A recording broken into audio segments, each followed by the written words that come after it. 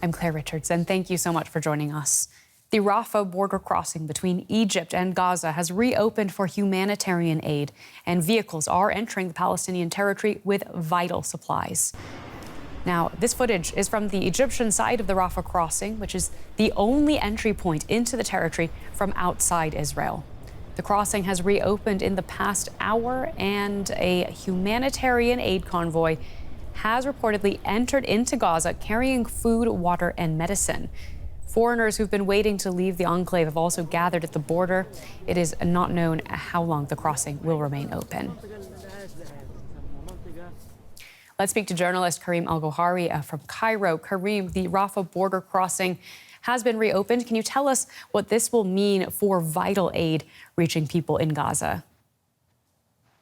Well, in your moderation, you forgot one vital detail, and that is that they only allowed 20 trucks to come in. This is the agreement until now.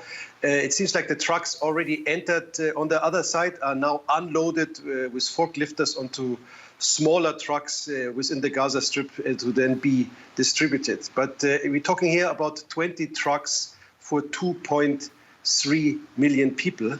Relief agencies already said that this is a drop in the ocean. You need to know that the UN is saying that it needs about 100 trucks a day in order to bring the most necessary items into the Gaza Strip.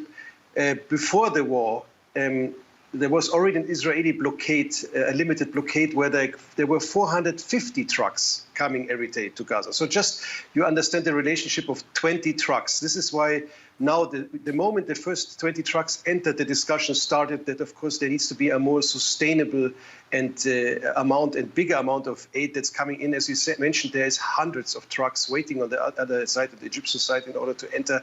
But there, until now, is no agreement between Egypt and Israel about further aid coming in. I just want to let our viewers know you are looking at live footage there of trucks that are going to be delivering that aid. I want to ask, if this is such a small amount of what is needed to provide humanitarian assistance, why has it taken so long for it to get across this border crossing? Because there was discussions mainly between Egypt and Israel. Egypt wanted to have a bigger amount of aid coming in. And also it's a question of what is coming in. Israel is only right now allowing food, medicine, and water supplies. One of the crucial things here is fuel.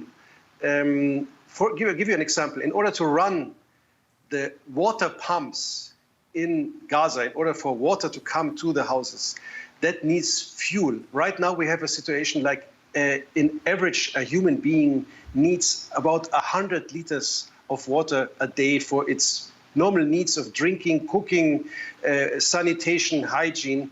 Right now the people in Gaza have an average of 3 liters a day. So one of the items that are under discussions, for example, is fuel to come in, and the UN is pressuring, the Egyptians are pressuring that that will be possible. So this border opening clearly has implications for aid coming in. I'm curious about what can come out. What about foreign passport holders? Thousands of them have been waiting to leave Gaza. Are they going to be able to get across this border crossing? That remains to be seen. I mean, it was like in the last days when the discussions were going on between Egypt, the UN, Hamas, and Israel. Egypt tried to link the two issues. They say, because originally it was only foreign people with foreign passports leaving the Gaza Strip, then Egypt said they're only opening the border if that's linked to aid coming in. And now as aid coming in, it should be that there will be some movement from the other side out of the Gaza Strip. But until now, nothing happened except that people gathered along on the Palestinian sides with foreign passports in order to leave.